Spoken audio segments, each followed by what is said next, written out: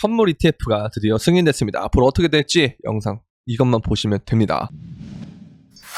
네, 안녕하세요. 급한대장입니다. 오늘 구독과 좋아요, 알림 설정, 그리고 댓글까지 부탁드리겠습니다. 자, 이더리움 현물 ETF가 드디어 승인됐습니다. 그 소식을 들은 저는 자다 일어나자마자 얼마 되지 않아서 바로 영상을 이렇게 찍고 있는데요. 사실 오늘은 내용을 얘기할 게 그렇게 많진 않은데 움직임이 왜 이렇게 되느냐, 어제 눌림목부터 그 다음에 지금 이제 어떻게 될 것이냐 앞으로, 이 과정과 그 과정을 여러분들이 이해를 하셔야, 근데 이거는 제가 영상에서 계속 말씀드렸지만 그럼에도 불구하고 이렇게 일어난 과정과 앞으로 어떻게 될지에 대해서 알면 되게 좋을 것 같다라는 생각이 들어가지고 이렇게 영상을 찍게 됐는데요. 일단 지금의 현물 ETF는 승인이 된 게 맞아요. 승인이 된 게 맞는데, 다만 뭐가 좀 남았냐면은, 보시면 당장 거래를 시작한다는 건 아니에요. 그러니까 제가 여러분들한테 말씀드렸던 게 이더리움 ETF의 시기의 문제지 뭐 된다 안 된다의 문제는 아니라 그랬잖아요. 그래서 이거는 승인이 됐는데 19-4는 승인이 됐는데 S-1 서류에 대한 승인이 필요하기 때문에 시간이 걸린다. 그래서 몇 주가 걸릴 것으로 예상하고 있지만 더 오래 걸릴 수도 있다. 일주일 정도 안에 좀 더 많은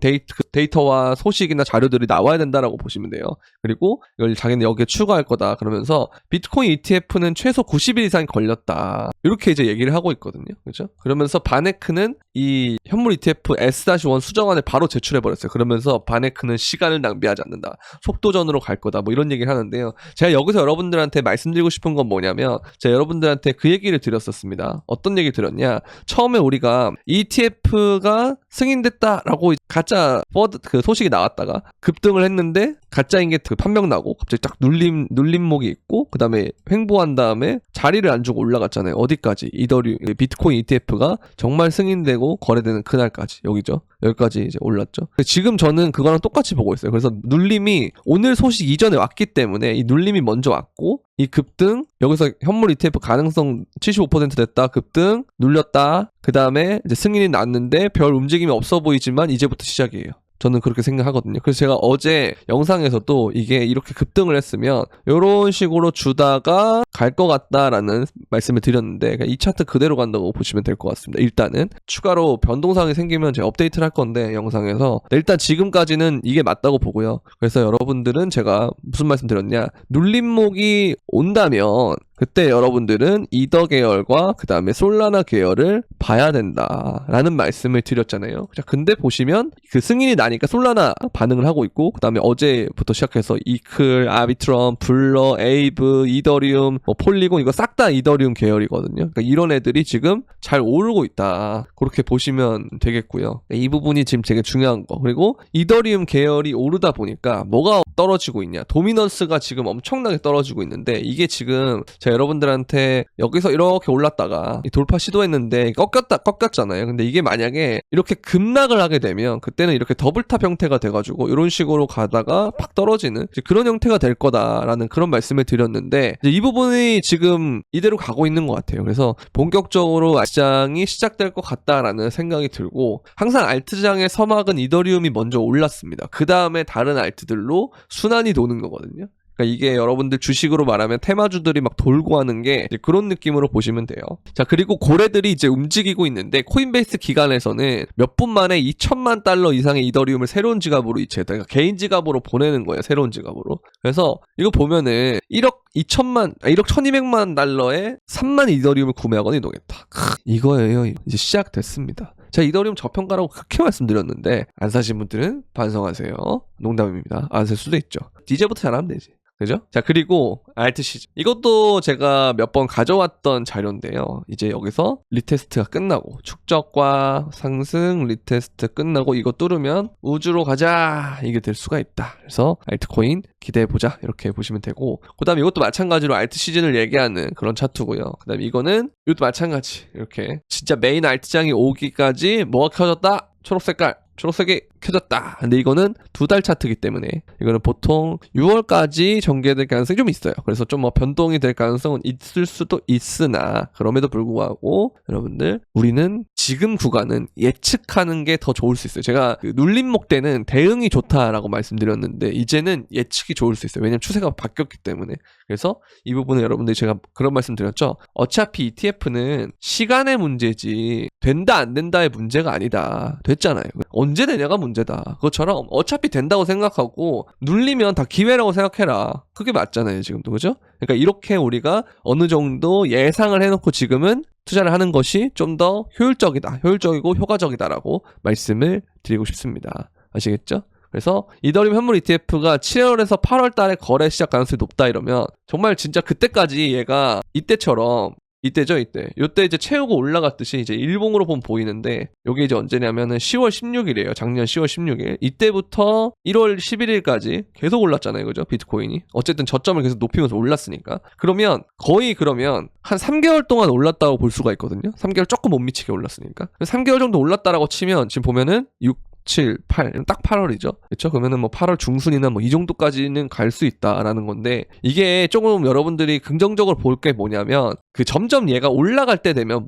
고각 상승이 제가 일어난다 그랬죠. 근데 여기서 생각보다 박스권이 길었기 때문에 올라갈 때 다시 고각 상승이 일어날 가능성이 높아요. 이런 것처럼. 그럼 이렇게 가파르게 올라가면서 도미넌스가 떨어진다라고 하는 건 원래 비트가 이렇게 박스권을 뚫고 오르면 그 도미넌스가 급등하는 경향이 좀 있거든요. 그래서 이게 두 가지 시나리오인데 급등을 했을 때 요게 이제 너무 많이 떨어진 게 비트코인 급등 때 반등을 좀 하면서 알트보다 비트가 좀 순간적으로 많이 갔다가 그 다음에 비트가 자리 잡고 눌릴 때 그때 도미넌스 좀 올랐다가 회복하면서 알트가 빵 오는 이 고전적인 시나리오가 있고요. 그 다음에 이번에는 조금 다를 수도 있겠다는 생각이 드는 건 이 재료가 이더리움 현물 ETF 승인이기 때문에 그래서 이거 계속 8월달까지 알트장이 올 수도 있지 않을까라는 생각이 들고 저는 이게 일단 후자의 가능성이 좀 높다고 보기 때문에 비트코인이 오르면 알트가 더 오르는 그러니까 여러분들이 제일 좋아하는 그런 장이 올 가능성이 높겠다라는 그런 생각을 좀 하고 있습니다. 아시겠죠? 그래서 테더 도미넌스가 조금 불안 요소기는 한데 얘가 어쨌든 여기서 저항을 맞고 빠지고 있어서 이 부분에 대한 이동평균선 있죠. 여기가 이제 365 주봉인데 요게 만약에 빠지면 진짜 마지막에 이렇게 피날레 나오지 않을까라는 생각은 있어요. 저는. 그래서 이 정도로 빠지면은 진짜 좋겠다라는 생각이 들어요. 왜냐면 그 스테이블 도미넌스가 올라가면 코인들이 일단 좀 반대로 가는 경향이 있기 때문에 그렇죠? 현금 비중이 높아진다라는 말이 되잖아요. 그러니까 요게 조금 걸리는 부분이긴 하지만 월봉으로 봤을 때는 이런 데까지 내려갈 그 지점이 좀 보인다라는 거 좀 더 떨어졌으면 좋겠긴 하죠. 저는 이런 식으로 빠졌으면 좋겠어요. 팍팍 그죠? 그래서 이렇게만 좀 하면 전혀 문제가 안 될 것 같고 여러분들 요즘 지금 든든하시잖아요. 솔직히 그죠? 움직임도 좋고 그다음에 다만 알트들이 생각보다 이 지점에서 뭐 반등을 별로 못한 애들이 좀 있다. 그래서 뭐 아비트럼도 반등을 했다지만 그래도 4월 13일 지점을 이제 온 건데 혹은 뭐 4월 13일 때 반등한 고점 지점을 이제 온 건데 뭐 이렇게 생각할 수도 있고 미클 같은 거는 정말 반응이 좋아가지고 얘는 좀 많이 올랐지만 어쨌든 사실 분할 매수 했으면 이 구간에서 제가 계속 분할 매수 지점들 다 알려드렸거든요. 거의 꼬리 부근마다. 근데 그것 때마다 했으면 전혀 문제가 없어요. 그냥 여러분들은 그냥 꽃놀이패 쥐고 있는 겁니다. 그래서 그냥 좀 익절 좀 할까? 이러면 익절 좀 하세요. 그리고 좀 더 들고 가볼까 하면 익절 조금만 하세요. 네, 그렇게 하시면서 가면 되지 않나 라는 생각을 하고 있습니다. 그래서 일단은 우리가 대비를 다 했고 그쵸? 대비를 다 했고 그 다음에 눌림목도 이번에 잡았고 여러분 잡았어야 돼요.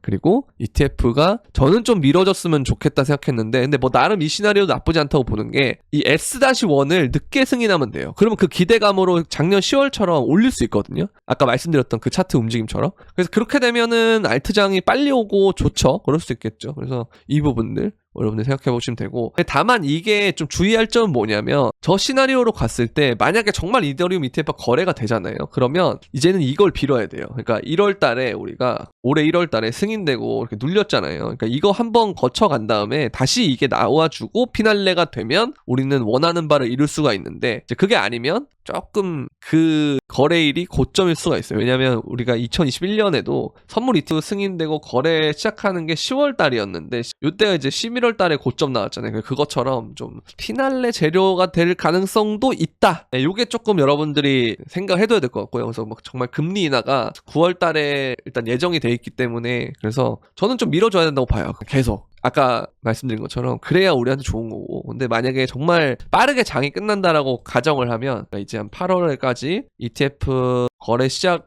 전에 계속 오르는 거죠 알트들이. 그 다음에 이게 거래가 되고 조정이 나온 다음에 반등을 해요. 하다가 갑자기 금리 인하 빗 맞고 빵 전사 이렇게 될 수도 있는 거죠. 한 달 동안 갔다가 그죠? 그러니까 이런 것들은 일단은 우리가 머릿속에 그 시나리오는 구상을 해놔야 돼요. 왜냐면 항상 그 엑시트 타이밍을 정확하게 맞출 수 있는 사람은 전 없다고 보기 때문에 항상 보수적인 생각도 필요하고, 그래서 그 시나리오 하나랑 연말 시나리오 하나, 그 다음에 25년 한 초반까지 가는 거, 뭐 2월, 3월 정도까지 가는 거, 그거까지 이렇게 세 가지 시나리오를 우리가 머릿속에 염두에 두고 있으면 이번 상승장은 잘 넘어갈 수 있을 것 같다라는 생각이 들고, 그 부분들은 계속 저도 생각이 바뀔 때마다 업데이트를 할 거니까요. 이거는 사실 예측을 맞춘다의 개념보다 이 먼 미래들은 내가 시나리오를 생각하고 있어야 대응할 수 있는 거예요. 이 부분은 대응입니다. 그래서 요거는 계속 바뀔 수 있다는 거 미리 말씀드리고요. 너 근데 옛날에 그랬다면서 왜 이제는 바꾼 거 하면서 뭐 또 그럴 사람들이 있어가지고 미리 말씀드립니다. 아시겠죠? 그래서 이렇게만 하시면 잘 될 것 같다라는 생각이 들고,